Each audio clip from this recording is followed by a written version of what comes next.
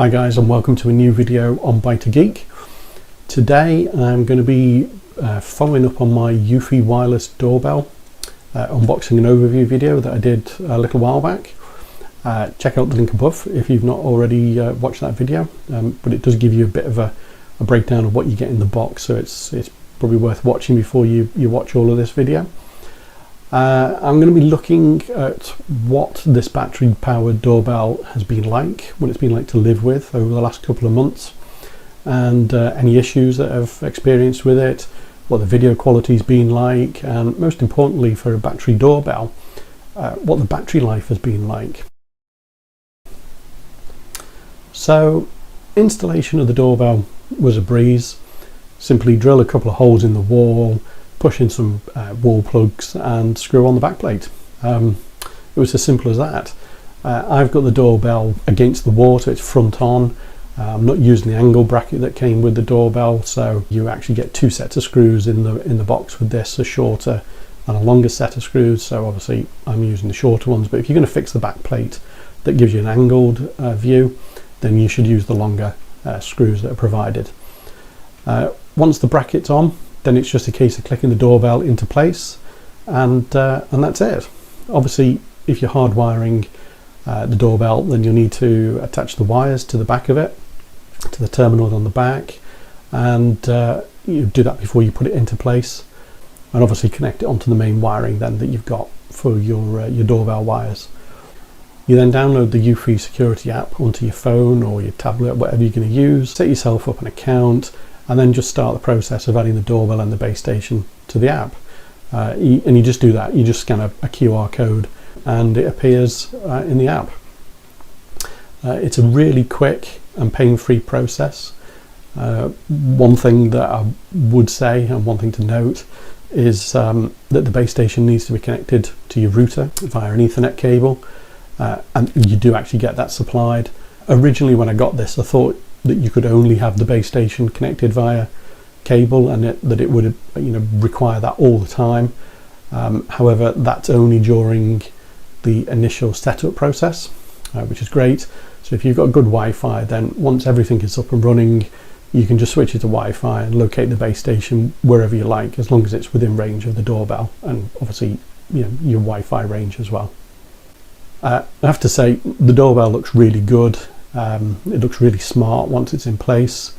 It's narrower than a Ring doorbell, but slightly longer as well. It also sits off the wall a little bit, but I think that just adds to the overall aesthetics of it. So just check out this little clip to see what I mean.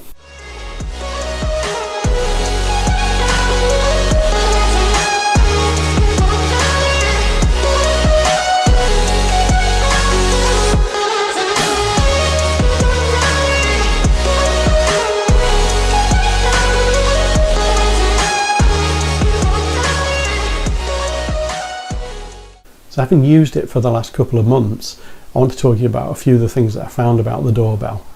The quality of the video, being 2K, is, as you'd expect, the quality is absolutely superb. There's a little bit of fisheye at the edges, but everything is super clear and crisp, and the colours are really, really vibrant on it. They really kind of like pop on the video. I've only had one nighttime clip recorded so far, and unfortunately the delivery person was wearing a high-vis jacket and had what looks like some kind of torch in their hand, and that seemed to cause some initial issues with the video, but you can see the quality in these clips.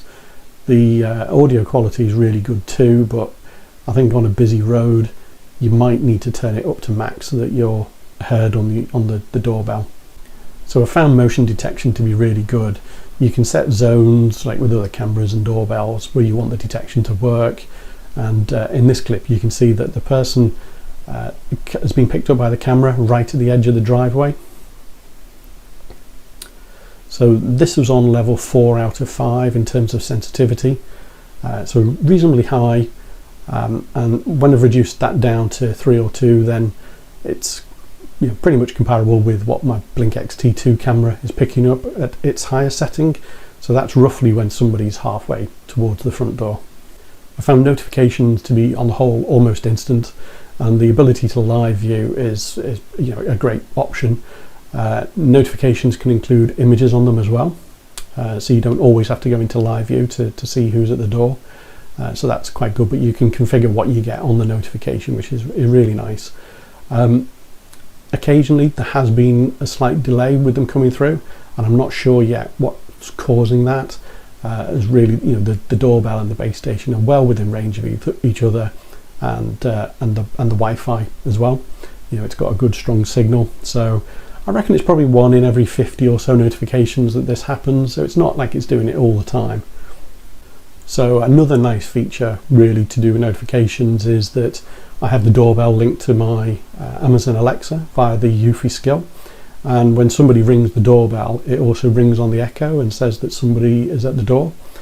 This is in addition to the base station making a ringing noise as well, so you can kind of get that whole house notification if you've got a couple of Echoes around the place, really, as well as your base station.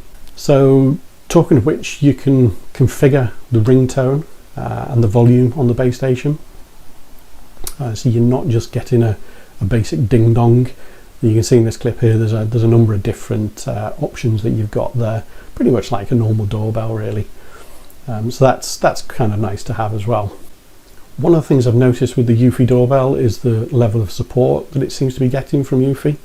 It's really good to actually see regular updates to the firmware and the application with new features or issues resolved.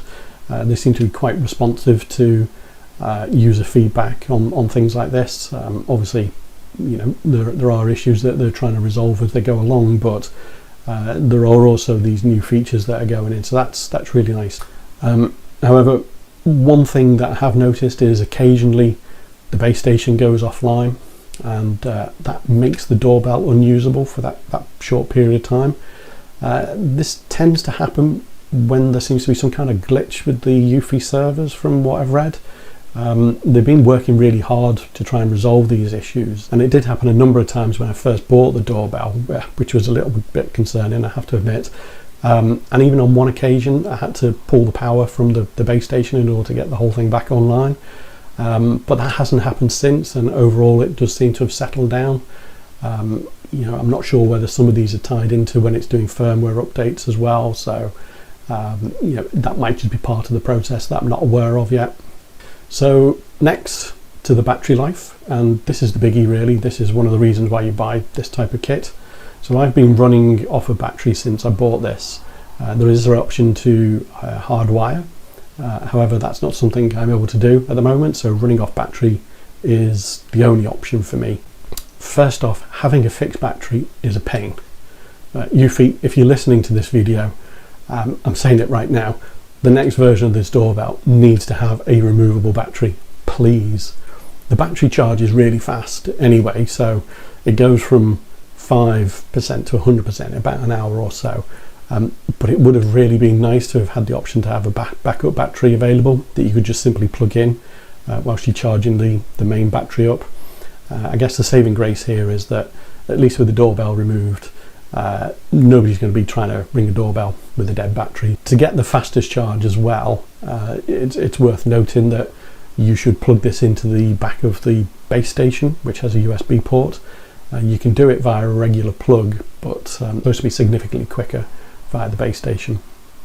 I've not tried a regular plug, so I'm not exactly sure of the timings on that, but it does make you think just where you might actually have your base station located.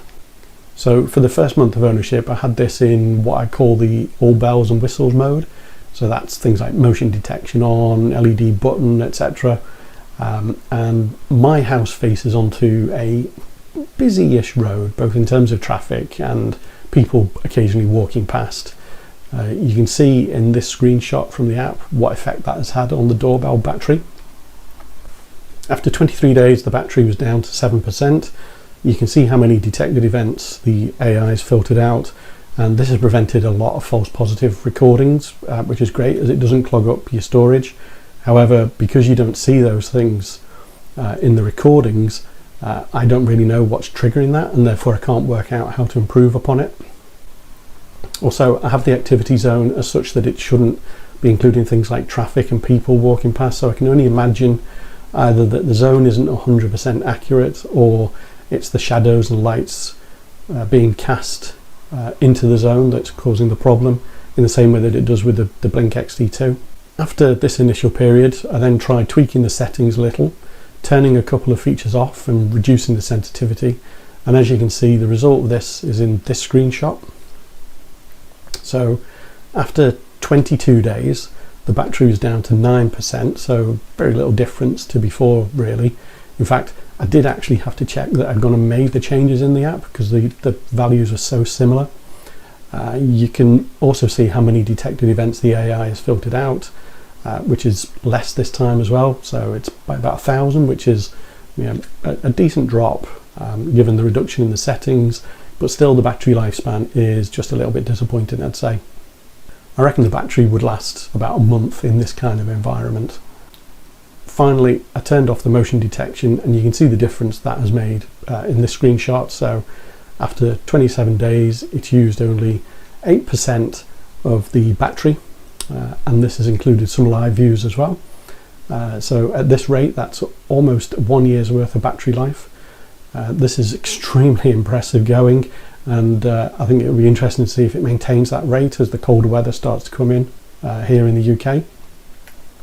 So Eufy claims 180-day battery life on the doorbell, and looking at the stats I've gathered over the last couple of months, I'd say that was probably achievable with motion detection turned on, but maybe only in a relatively quiet road, or perhaps you reduce the sensitivity down a little bit further. What you've got to be careful of is if you turn the sensitivity down too far, then you might as well just turn off the motion detection anyway. If you've got a road that's any busier, then because it's got a fixed battery, my recommendation would be to get it hardwired, unless you're happy to charge the doorbell every month. Overall then, I'm really happy with the Eufy doorbell. Yes, the battery life could be better, but you know, that's something that can be resolved with hardwiring it. You know, if you've got that kind of option available. The AI on it does an absolutely fantastic job of filtering out false alerts, and you know, stops all those annoying notifications coming through. It also reduces the amount of clips that get stored on your storage as well, so you get that 16 gig built into the base station, and I've just not filled that up yet, so that's working out really well. But you know, if it did fill up, then I've got the option to subscribe to their cloud storage. It's relatively cheap, but you know, it's working for me as is, so I'll be carrying on with that the way it is at the moment. So I guess the question is, you know, is it worth the price that's being asked for it? The most common retail price for it, certainly in the UK, is £199. It does get discounted down to £159, something like that, £169. For this kind of technology, in a really nice unit, the clarity of the video, the recordings, I'd say yes. You know, it is. I think any more than that, I think it would be pushing it. But when you look at the fact that, you know, you get the base station unit included with it, which also acts as a ringer, so you get that local storage, you get the ringer. If you invest in their camera systems, then you only need to buy the add-on cameras rather than whole new cameras with base stations. You know, you can use the existing one that came with your doorbell. Long term, if you're buying into this home security side of things, it will actually, you know, balance itself out. Anyway guys, hope you enjoyed the video. If you did, hit that like button and subscribe to the channel.